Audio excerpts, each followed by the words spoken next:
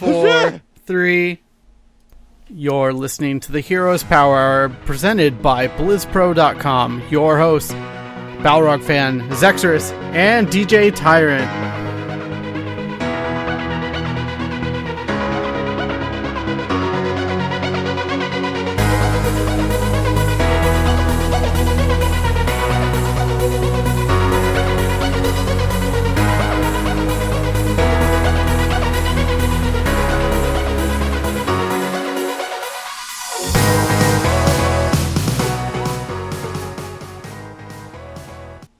Welcome, everyone. We have made it to episode 50 of the Heroes Power Hour. I'm DJ Tyrant, with me, as always, Balrog fan and Zexorus. How are you guys doing? Wonderful. I cannot believe we made it through 50 episodes. Yeah, here's to another 50, hopefully. We gotta get through this one first. I know. This one's off to a little bit of a rough start. I'm not used to starting off the show, but it's something different we're going to try doing.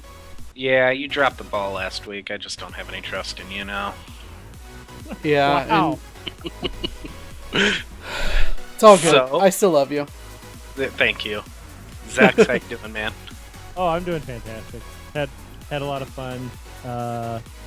Had some Taco Bell for dinner, and now I'm waiting for the inevitable to occur. Hopefully it happens after the show. Oh, good God. Yeah, right in the middle of our play session, too, I'm sure. Yeah. Gotta go, guys. I did want to point out we do have some brand new overlays brought to you by Dread Scythe. Thank you so much, Dread, for our brand new overlays. There's a couple different versions of these, so they'll be for our in-game play sessions after the show. And also, when we have guests on, we will have the opportunity to flex to either one or two additional guests as well. So it's really cool, and we kind of got to pick and choose our favorite heroes to be shown, kind of in the little power crystal down there, and also our favorite ability icon. So I have the stim drone from Medic. Charlie, what do you have? I forget. That's a Diablos charge, which no longer looks like that. Yeah. Thanks, Blizzard. Yeah, and Zex has Falling Sword. It's still my favorite icon, though. Yeah, it's a good one. The old one looks better than the new one, so... Anyways, I also wanted to point out our new intro song is something I found off this group called No Copyright Sounds. They'll be in the show notes, so you can check it out. Just kind of gives independent artists the opportunity to kind of share their music, and I found something I like, so hopefully we'll see how this goes and go from there. But yeah, how was your chance to hear it yet? I know I linked it, but you were too busy undertaling. Yeah. They had to jump in my stream about 10 minutes before we were supposed to start to remind me that we had a show, because I got lost playing Undertale, which is a normal thing to do. I maintain that it was normal. It's all good, though. We are here, and thank you, everyone, for showing up into chat. We really appreciate that. Start with our week in Heroes, I guess. I didn't play a whole lot until yesterday when I played a bunch of practice games with the BlizzPro team, and then they went and... I don't know if I want to spoil this, unless you wanted to spoil it, Charlie, about how well... or how terrible the BlizzPro team did on their third Chair League game.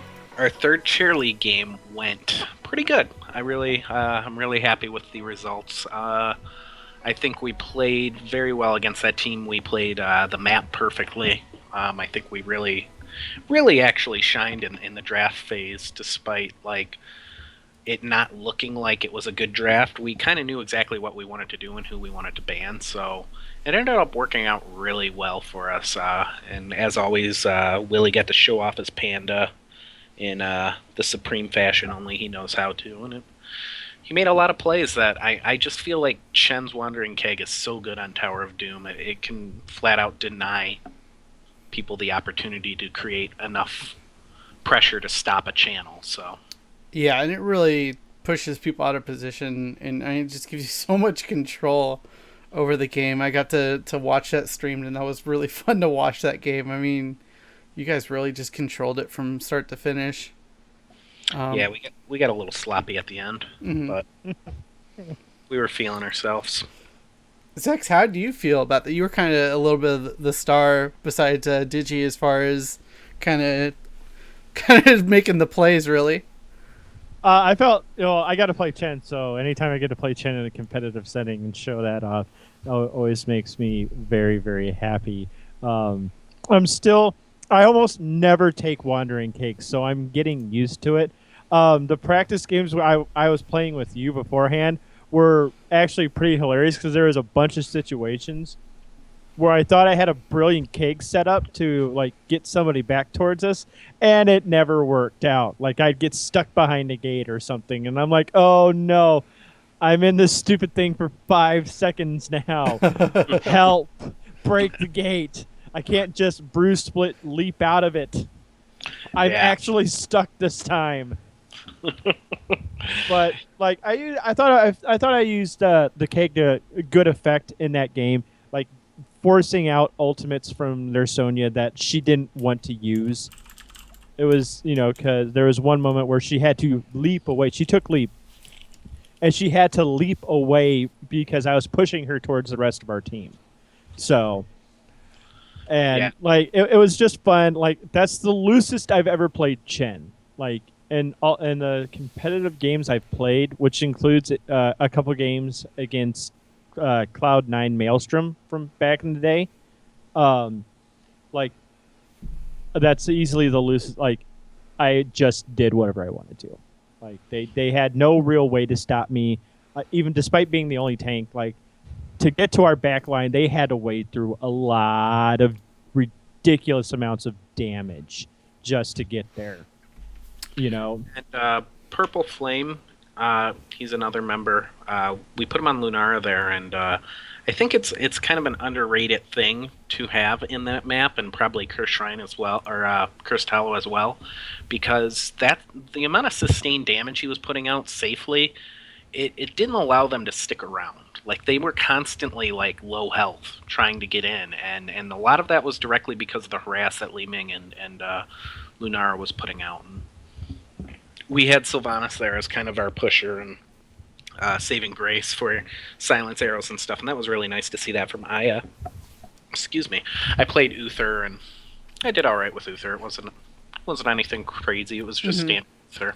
Yeah, but you getting kind of what we'd consider a comfort pick there is really helpful as well. I mean, you all got to play on heroes you're comfortable with. Yeah. Flame on Lunara, he absolutely is digging her now. I mean, he's talked about it in chat about how he thinks Lunara might be the best hero in the game, which is it's a strong statement to say the least. But it's hard to argue that too much. I think, and I think you forcing that Sonya to use leap defensively was really key. I mean, I think you guys were far enough ahead that it didn't really matter at that point, but seeing that happen was like, oh yeah, we're in a commanding lead, and you have to use leap to escape. Yeah. Yeah. Yeah, There's 2 times I clearly remember. One was a fight by top tower, by top lane, and she leapt behind the gate and then came back and picked a really bad time to re-engage. And then there was another time, I think it was a mid lane fight, where she had to leap away again and takes away her ability to get in on that back line. And because if she gets in the back line, one of them is dying. Somebody, and it's most likely going to be Lunara, because she can just shred squishy heroes very easily, and Lunara isn't the quickest hero. Yeah. Well, I mean, she is quick, just weird. Because she moves 20% faster. She just doesn't have any mounts. I think one of the big things, though, was going up 6 shrines. I mean, that was just complete domination of the area. We went up 6 shrines in a boss before they even got a shrine. So it was we kind of put our foot on their throats early and never really let up. Yeah, and I got to play in practice medic quite a bit, I feel like. And I kind of am enjoying getting back on Lieutenant Morales again. Definitely a challenging hero to play just because positioning is so key on when you're playing with her. So that was a good learning experience. Even though I felt all my practice games, I felt like I played terrible, but it was good to kind of get back in the swing of things. Morales has become that bullcrap quick match hero. Oh, like yeah. you don't take her in competitive matches, but you sure as hell go out for a pub stomp with her. Yeah. And it drives me nuts because like you could focus all your efforts on her and somehow she still skirts away. Like 100% of the time. She's not even that escapable. I feel like she's probably the best hero for double supports. If you want to run a double support comp, she's amazing because her healing and someone healing her, keeping her protected is very key for that kind of comp, and that you'll see that mostly in carry comp, I would imagine, things like that. Just like no tank, just like, Tassadar, Morales, Illidan, and then a couple of mages. There was who was I watching? There was a team that literally did a no tank strat. It's highly popular in the Korean meta, where they just use Illidan as their tank. Yeah, I think that was it. I think that was it. Wasn't Korean, but like it was like Illidan, Rhaegar, Zagara. I think it was Team Liquid. Team Liquid was playing somebody. Yeah, was that ETS? Yeah. ETS EU, yeah. Like it was like I looked at this and I'm like, as Sylvanas was in the comp too. And I just watching it, I was like, what is going on here? Like this shouldn't work, but here they are crushing the other team. If you can keep Illidan up, he operates as a tank. He's able to dive to where he wants. He becomes the focus, and you can't really ignore him enough to go to their back line. So, yeah, especially with like Earth Shield later on Rhaegar, things like that, it makes him highly annoying to deal with. Plus his self-sustain. So he can be he's one of the few that can work with that. But yeah. Other than Chair League, though, I didn't play too much. Just some matches here and there, a little bit of practice. Nothing major. Same. So, sorry. No, you're all right. We're on episode 50 now, which I mean, we're really hoping to keep this going for a while. We just want to take a quick second to thank all of our patrons. I mean, you guys have been here since pretty much the beginning, a lot of you, and we really appreciate everyone who listens and donates and everything that you guys have done for us. You provide us a great opportunity. Our co-host of the past, who pop their heads in and out now and again, we got Eldorian and Twiz and Nine Ball. They Nine Ball even said with Necromancer coming out, he's going to start playing heroes again. That wouldn't surprise me one bit. We've got the members of Team Bliss Pro who are also patrons, like Aya and Digitality and Flame. Zax, who started off as a patron and is now a co-host. I mean, that's pretty amazing. We've had some amazing guests. We've had Gillyweed, who just went on to massive amounts of success. It was all our doing, obviously. Oh, yeah, I would take full credit. We had WoW Krender on. He was great. He interviewed us to Jeff Kanata. He was amazing. I can't believe we actually got that guy.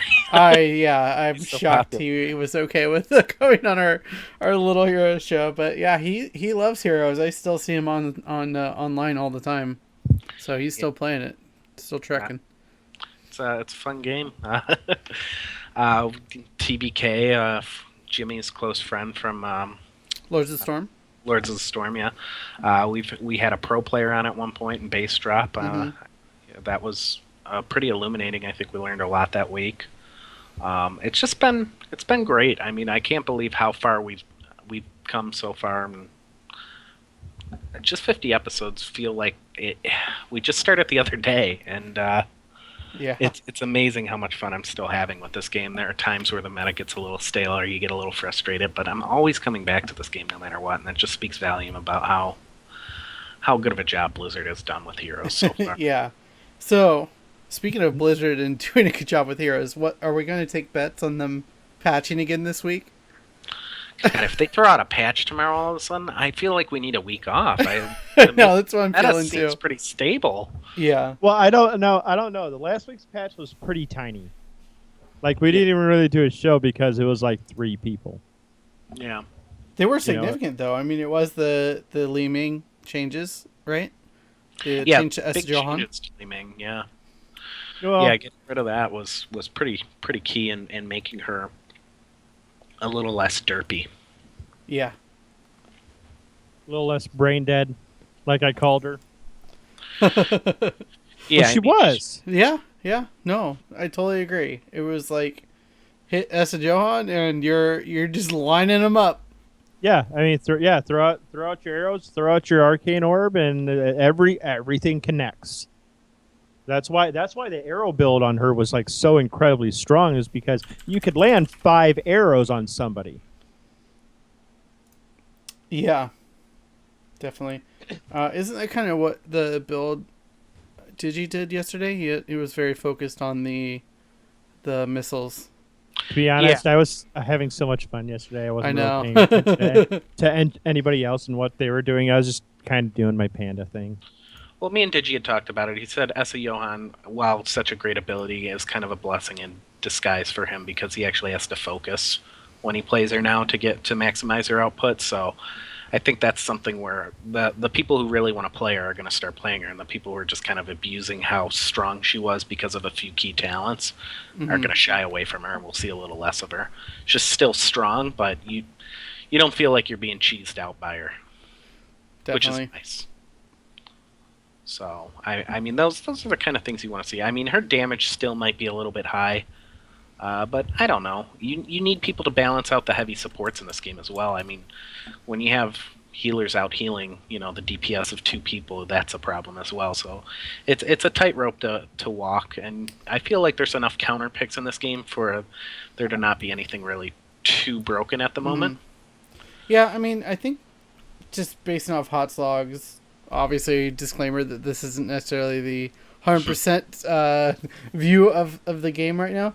But I mean, she did drop 5.8%, and while that sounds like really nasty, it dropped her down to 52%, which is like where Blizzard is wanting heroes to kind of be, around that 50% mark. Rhaegar is still exceptionally high at 58.8%, number 1 win rate right now. So it would be interesting to see what they do going forward with Rhaegar. And that's just crazy because he's been hit with the nerf bat a few times after his initial buff, and he's still that high. He's still that high, and he dropped 2.1% in win rate after those changes last week to Lightning Shield.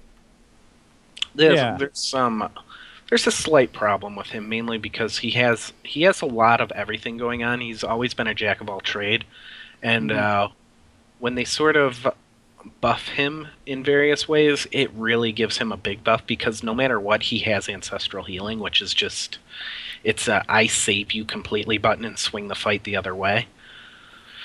So I don't know what they can really do. They nerfed him into oblivion a while ago, and now they're trying to bring him back to the forefront a bit, and it seems to be really hard to get it right with him. Because when he came out, he was extremely powerful, and then he kind of kept getting tuned down and tuned down. So it's interesting to see how some heroes' kits really can make them hard to balance. First off, Murky's another great example of that, but swinging them even in the tiniest bit of a buff or a nerf seems to be a massive swing in their win rate and viability. Yeah, and that's kind of how it always has been since we've really been kind of digging into hot slogs as it's been available. Yeah.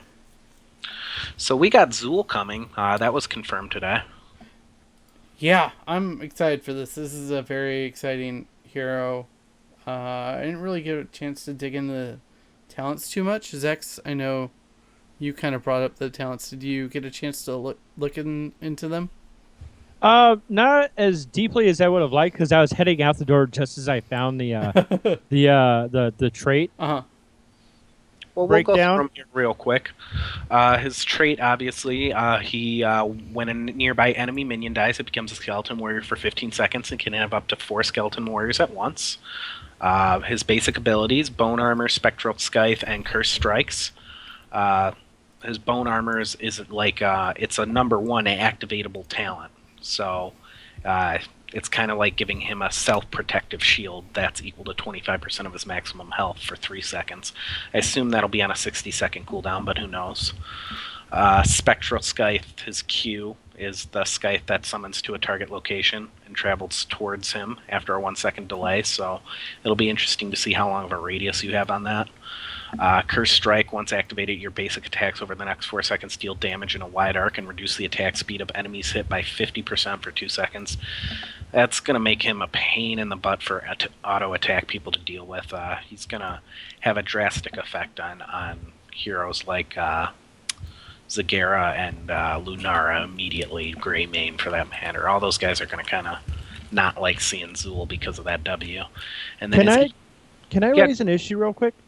This goes back to last week's episode where we talked about the problem with auto attackers and how everything is geared against auto attackers, and Zool just kind of jumps on that dog pile against him on just being able to just crap on characters like Vala, Raynor, Zagara, like any person who relies on auto attack damage. Like, this just kind of proves that there should be some kind of enfeeble ability into the game. So, but I'm sorry, we were going over that, and that just clicked in my head, and I needed to get that out there. So go ahead. No, sorry. It's true, because I mean the basic attacks over the next 4 seconds deal damage in a wide arc. So that implies that they'll splash or they'll come out in a cone in front of him. Either way, it's going to be a problem if he's able to be in the front line even a little bit. His E is Bone Prison. After a 2-second delay, root the target enemy in place for 2 seconds. I don't know how wide the radius is going to be. I'd imagine it isn't as big as Malfurion's, but it's similar to what Malfurion's root is. He has 2 heroics. One is Poison Nova. After a short delay, release poisonous missiles that deal massive poison damage over 10 seconds to all enemies hit. I'm curious if there will be... Because I remember how Poison Nova looked in Diablo 2. And there was a lot of little like poison bolts that came out. So, and then skeletal mages, summon 4 skeletal mages in a line that attack nearby enemies and slow them for 30% for 2 seconds. Last 15 seconds. I'm curious if they can be killed. I don't think they can. So it's going to function like a Tassadar wall. Yeah, but I think you can run through the wall. I don't think it's a blocking wall. I think it's just they deal damage.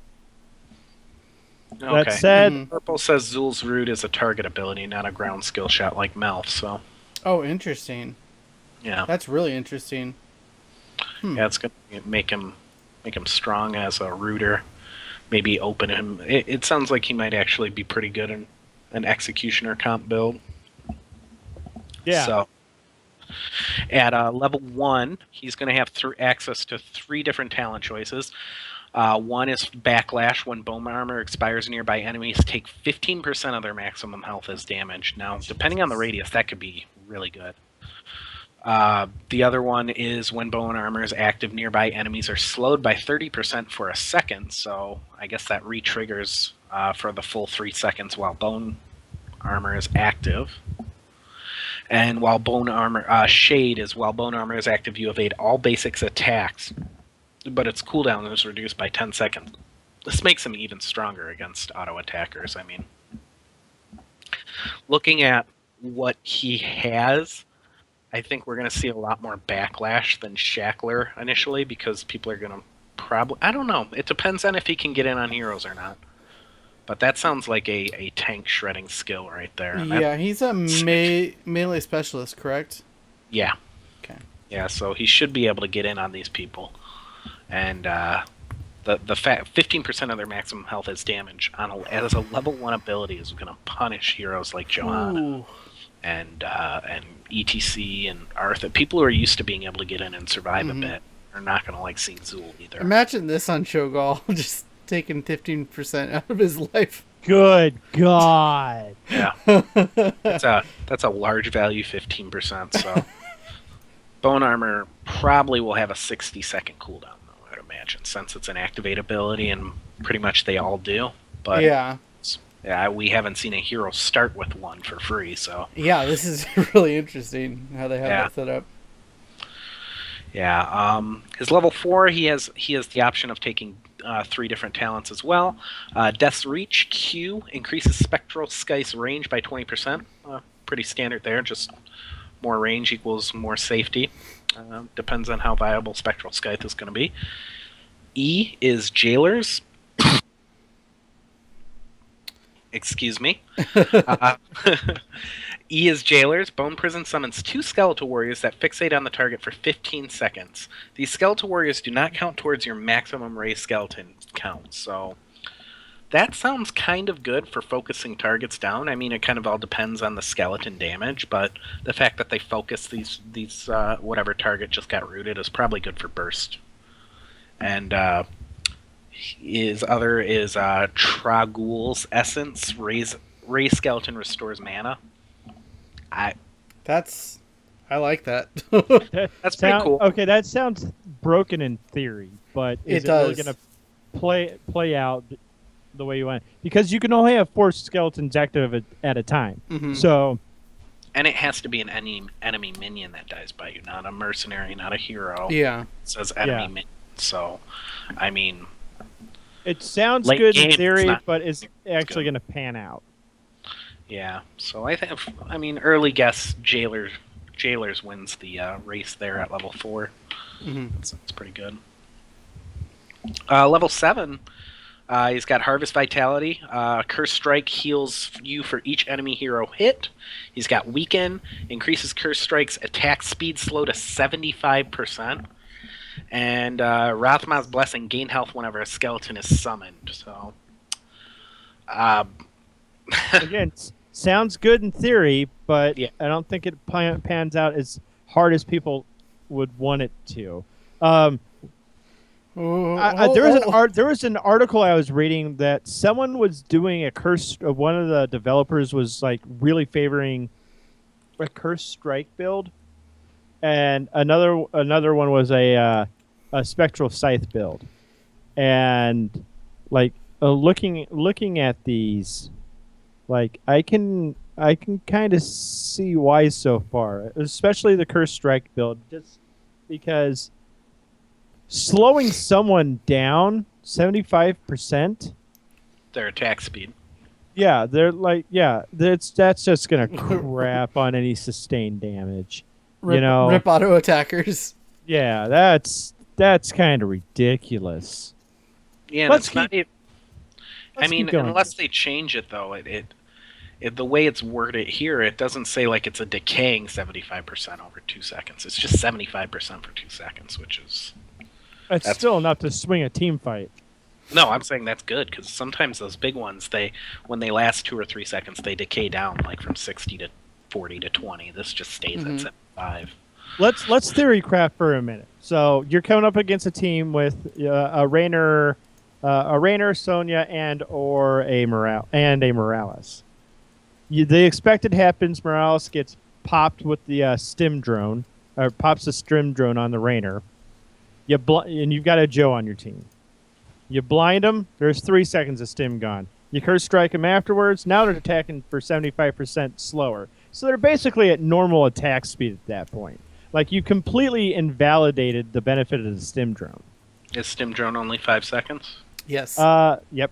Oh, okay. Yeah. Yeah, like, that's pretty disgusting. Mm-hmm. We talked about its level 10. The choice between Nova and Mages. We'll have to see which one pans out to be stronger. It's usually kind of a clear-cut winner, but you never know. With the idea of Frost Mage just being able to actually block people in, it might be the better choice, especially on tight maps where you can create nice little traps. Level 13, he has the options of Decrepify. Spectral Scythe slows enemies by 40% for 3 seconds. W Giant's Curse. Curse Strike deals an additional 2% of an enemy hero's maximum health as damage. And trait Corpse Explosion. Skeleton warriors explode upon death, dealing damage in a small area. Damage is doubled versus non-heroic enemies. I really want to like Corpse Explosion. Yeah, it feels like all the trait ones are throwaway picks. I really don't Yeah. see like skeleton warriors. Like they'll be good early game, but that building like that just feels like it's off so hard. I'm gonna play around with it though, just to see what happens. Oh, gonna play with absolutely. it. I'm I really want to like the summon build on this guy, but like it's not. I don't think it's gonna work out that well. But like Decrepify sounds really strong. Like just for that, more slow. Like doing anything to hinder the enemy team is beneficial. And you're a specialist. You're not someone who's going to be attacking that often, so on and so forth. Like, while Giant's Curse sounds awesome, I think you're going to get a hell of a lot more mileage out of Spectral Sight. Yeah. Yeah, No, it's depending on the comp a little bit too. I mean, if you have an Illidan or Sonya, I mean, that's going to be doubly good, I feel like. It's going to be the same. It's Giant's Curse is kind of like Giant Killer, but a little bit worse because you have to activate it. It's not just all your autos. So it's going to be one of those things where if they have 3 tanks or something goofy on the enemy team, you're going to go, okay, I go Giant's Curse here. But really, that's other people's job. So I'm with Willie here. Decrepify sounds pretty amazing. Level 16, Executioner. Hey, we all know what Executioner does. Yep. He sounds like he lends himself very, very well to an Executioner comp. He might even be the linchpin that gets it going a little more often because you see it every now and again, but really you don't see it too much for how good it is. So that looks like an early favorite for certain comps, but his other 3 talents here, Q Flowing Wounds reduces Spectral Sky's cooldown by 4 seconds if it hits an enemy hero. E Amplify Damage. Enemies rooted by Bone Prison become vulnerable for 2 seconds, taking a 25% increase in damage, so vulnerability on his E. And trait Skeleton Mastery increases maximum Skeleton Warrior count to 6 and increases their damage by 100%. I mean, to me, it sounds like if you're going to take Decrepify, Flowing Wounds is going to be pretty helpful. If you're not going Executioner. Yeah. Willie sounds like he thought of something. Yeah, move on to the next one. I am beyond words right now. I got to sort my brain out. Okay. Take a quick Willie brain sorting pause and move on to level 20. Call of the Grave. Enemies hit by Poison Nova now also take an additional 1% of their maximum health as damage every second. Now, if this damage is significant on Poison Nova, that probably amps it up into the downright silly range, and dodging the skill shot is going to become key late game because Garbage pick. Poison is definitely a thing that can really sneak up on you. And when you add 1% of the health onto that, who knows? We'll have to see the damage. It's 10% of their health.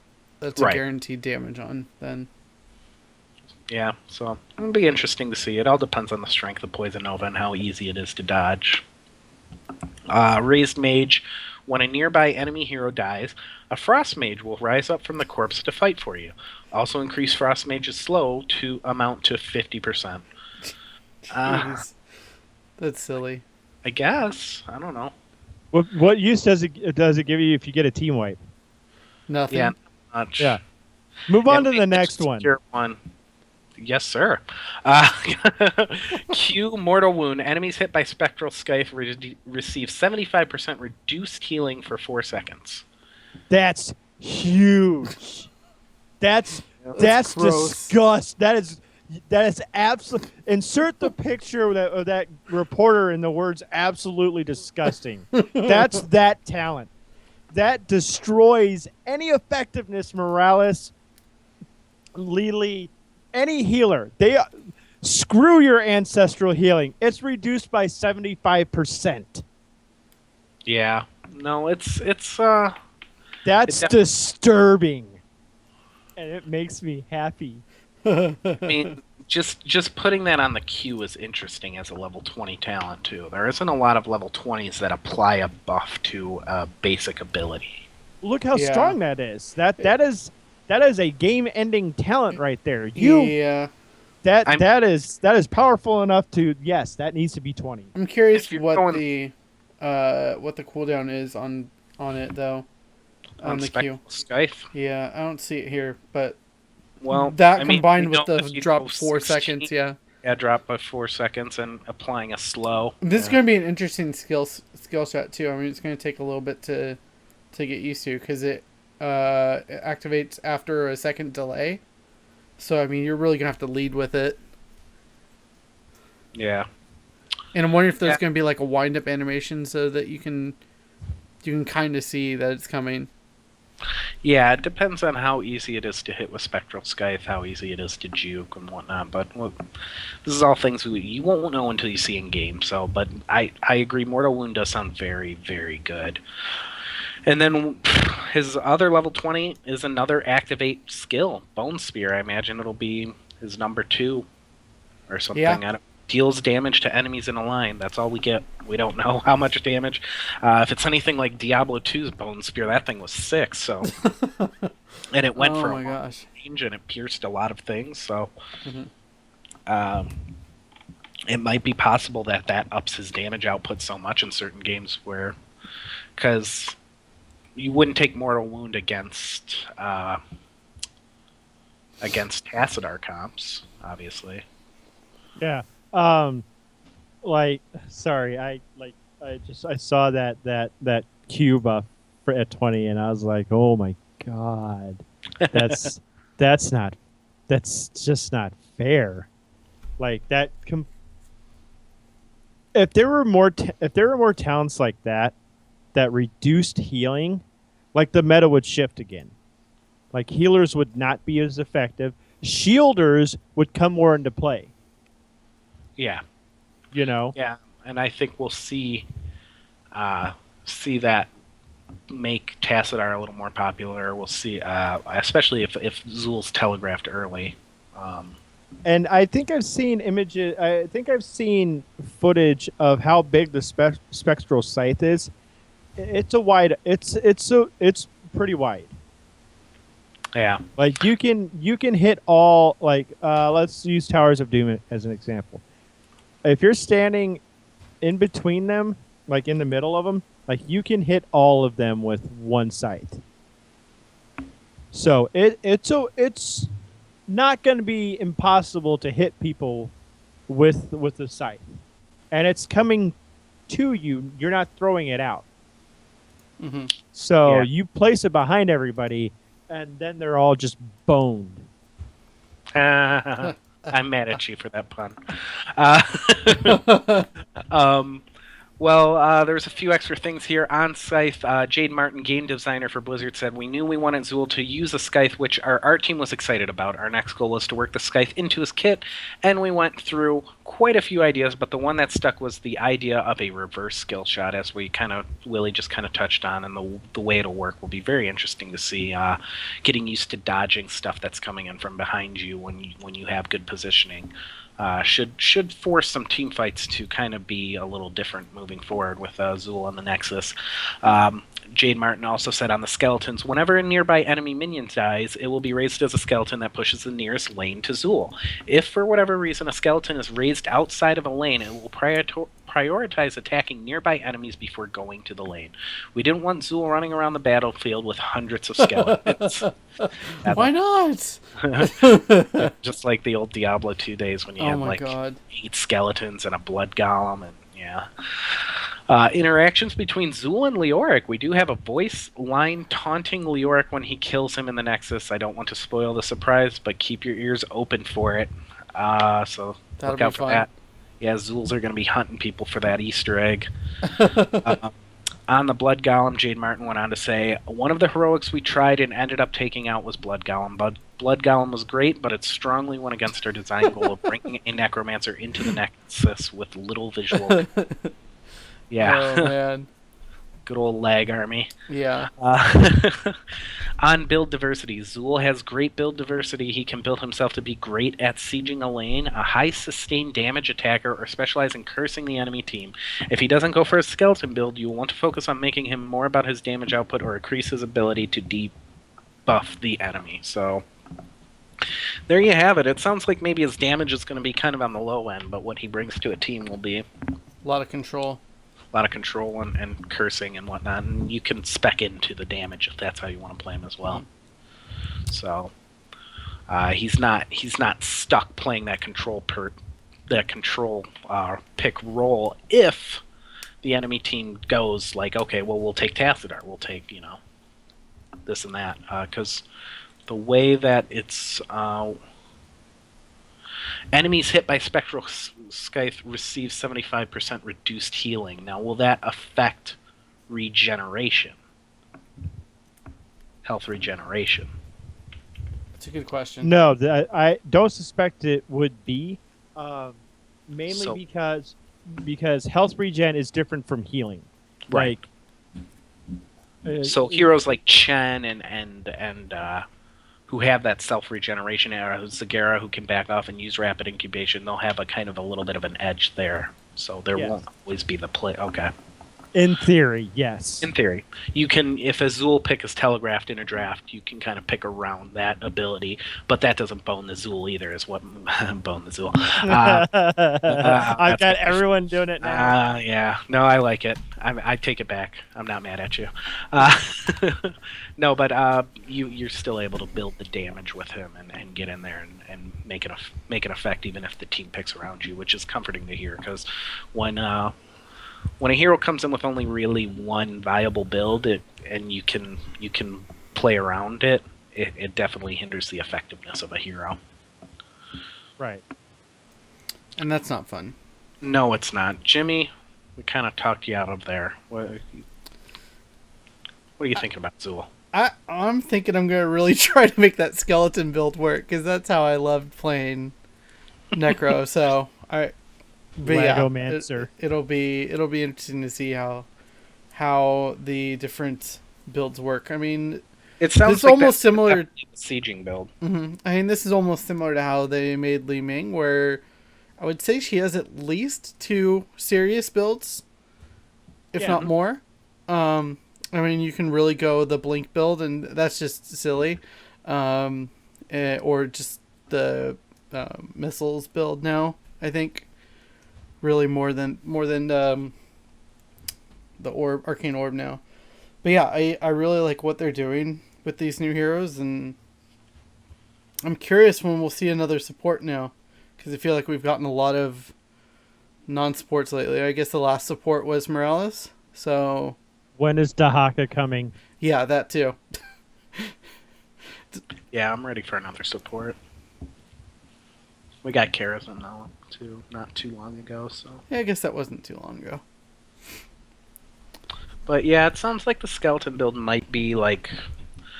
It might be something gimmicky, but yeah, if it's a game about where lane push is king, especially on Battlefield of Eternity or Cursed Shrines... Yeah, and since he's a specialist, maybe if you don't if you're unable to get a Zagara or a Sylvanas, maybe he can kind of fill that role potentially. Yeah. Well, I guess we'll just have to wait till next week and really dive in and play him. Yeah. Oh darn, we have to play.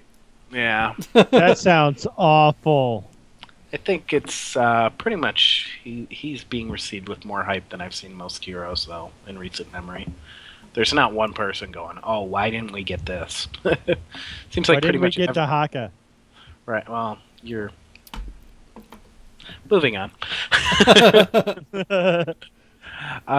Blizzard did a little kind of State of the Union address for the current state of matchmaking, and a little bit of the highlights here. They just kind of said they've been hard at work with the game system. On the subject that has been pretty much what the community has been talking about the most, which is matchmaking. So they're kind of telling you what they did and how it's affected it. Last December, they rolled out Phase 1 of improvements for matchmaking, which featured an entirely new matchmaker built specifically to suit Heroes of the Storm. Basically, what they wanted here was providing players with close games in which each team had a 45 to 55% chance to win. Since the new matchmaker system was implemented, the percentage of even games, which is in that 45 to 55% radius, jumped from 66% to 97%. So they're basically saying like 31% more chance to get a more balanced game where you have a very normal chance at winning as opposed to just rolling into a game and getting stomped out. Now, when I read through this, I don't remember how they're coming up with these percentages. Yeah, that's what I'm wondering. Is Like what exactly is the criteria here? Yeah, what criteria does it need to fit to be qualified as a quote even game, or whatever words you used. Like I. That's like saying I don't know. I can't think of a good analogy. I was gonna say like 1 in 4 doctors think I should get my brain removed. If you go back to the original post which they linked here, as a result of these changes, the Heroes Matchmaker will now much more effectively group you with allies and opponents that have very similar matchmaking ratings to your own, creating games that are fair on both sides. It will also affect rank play, and you'll see that teams on each, or heroes on each team, will be closer in terms of ranking. Okay, so now this brings me to part 2 of this. Is now we get to hear a whole new batch of can I get an MMR reset? I'm stuck in LOL.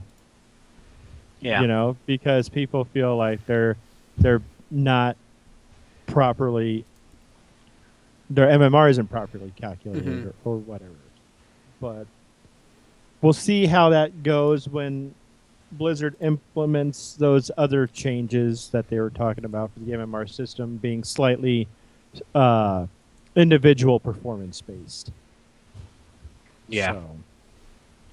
So. Part of those changes also was new players versus veterans, where not only did they include, which kind of touches on what you just said, Willie, they're not just including the MMR, they're also including how many games you played. So while someone might feel like they're stuck in MMR hell, if they grind their way and play a bunch of games, if they're at 500 games, they're going to stop getting teamed up with people who have played 10, 15, 20 games despite their bad MMR.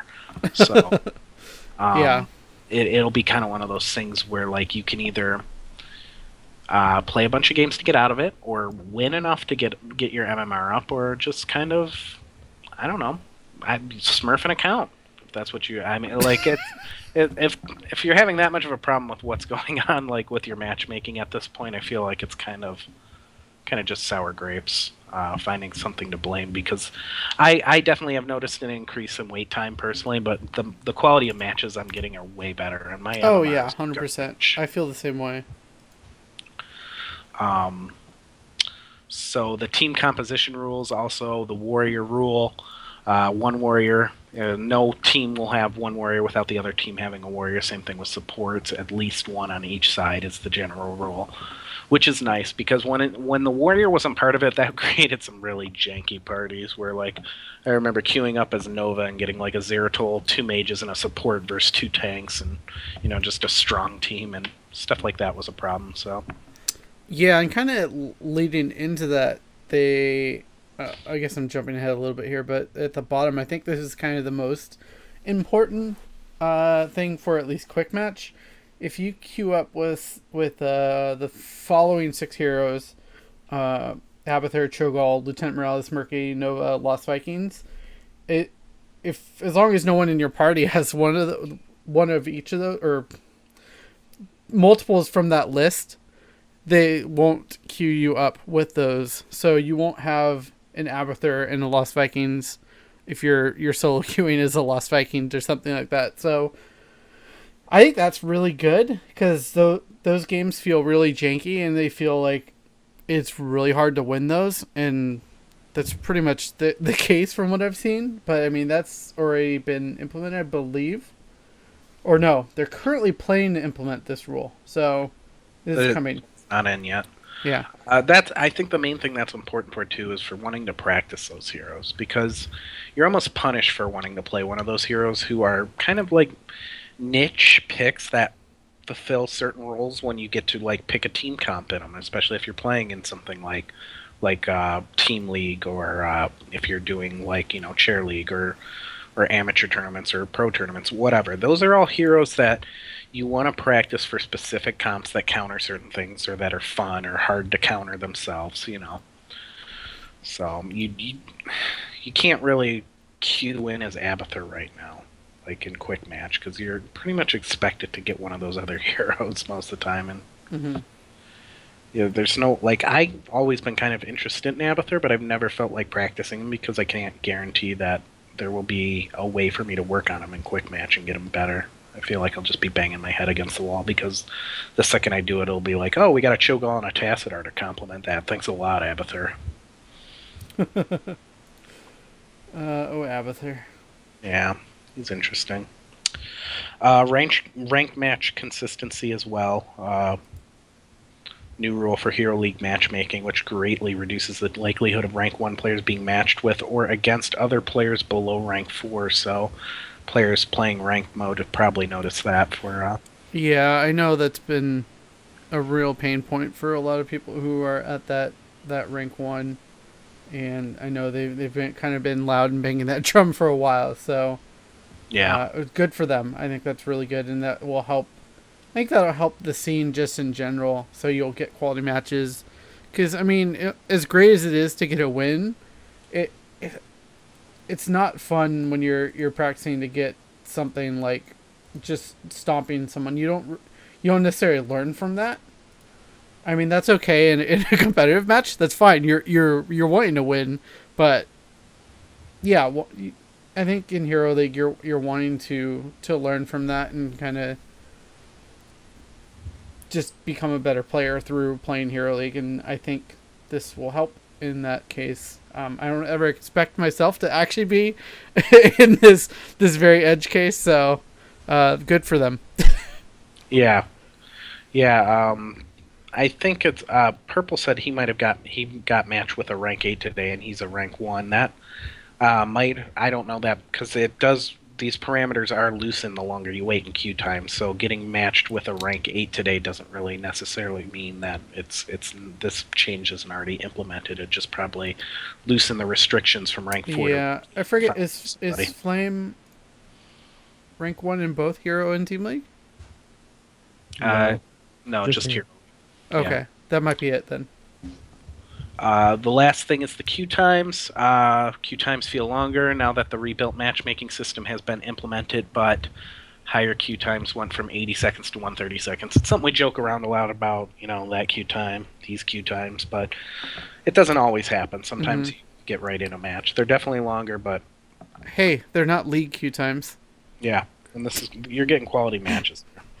Yeah, definitely. So, I mean... Just overall, they're continuing to enhance the matchmaking system, which is a good thing for the game. And hopefully this means we're getting banned soon in Hero and Team League. That would be nice. Yeah, it's one of those things we've been kind of hoping for a while. So might be on the horizon finally. Mm-hmm. So usually we do a What's Hot on Reddit section, but we're running a bit long. Zool kind of is on the forefront of every mind, so we'll push that topic back to next week. Why don't you go ahead and we got our game portion coming up. If you're a patron, you can join in and play some games with us. If you're interested in that, hit us up in the BlizzPro chat and game. Just /join BlizzPro. Or you can, if you're in our chat, just let us know. We always appreciate playing with you guys, and we had a pretty fun time last week. We did some all 5 randoms. It was good times. Had some old friends come on the show. It was good. Yeah. And as always, you can join our Discord. I think it's discord.blizzpro.com or blizzpro.com/discord, or just message me for the link. And our Patreon page, if you would like to. We would appreciate it. We do have a Patreon up, patreon.com/heroespowerhour. You can donate as little as $1 a month, and that helps go towards any technical issues we have, any computer failures we have, because we're running 3 different computers here. Something's bound to happen. So that helps us keep the show running, and we just really appreciate your support. So it also gets you first priority on our games on Tuesday nights after the show here, like we're having coming up right now.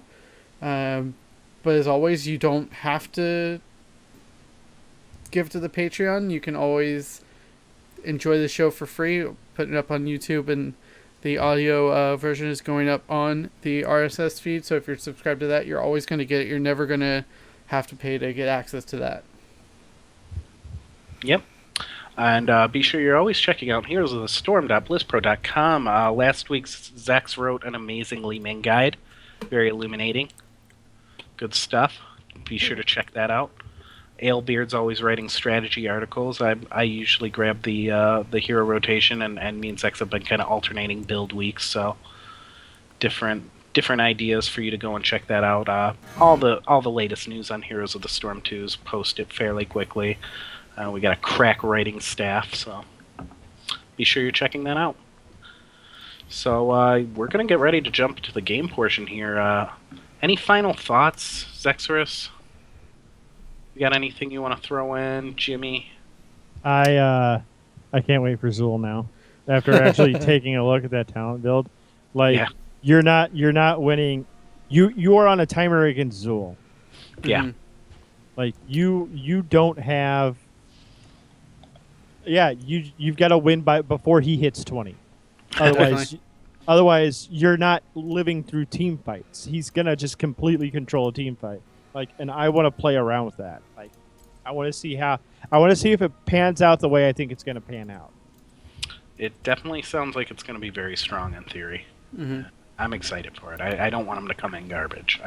I like the heroes coming in hot and being too overtuned for a week, rather than being complete garbage for a month like we saw with a couple of them. Yeah, for sure. And I guess my closing thought would be thank you for 50 episodes. It's been wonderful doing this, and I look forward to another 50.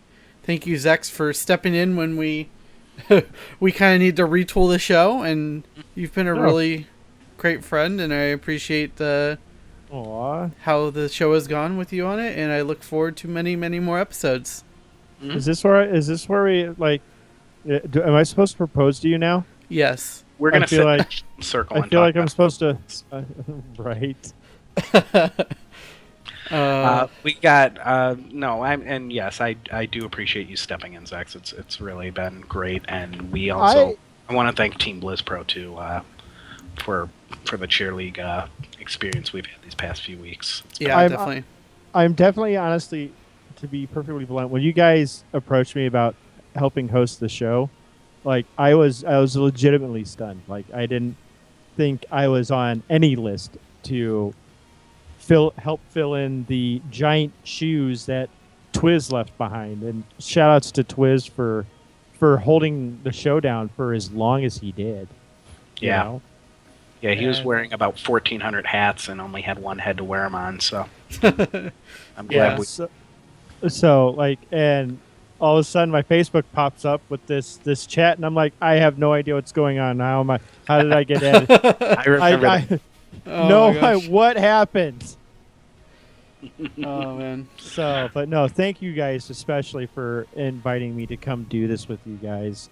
It's honestly a real big honor, and I love you guys for letting me blather on about pandas and other various things for the number of episodes I've been on the show. I don't even remember anymore. Yeah, I think we're rolling 10 strong with you now. Yeah. Well, all right, guys. Thanks for tuning in. As always, make sure you stay tight. Stay tight. We're going to be staying tight for another 50 episodes.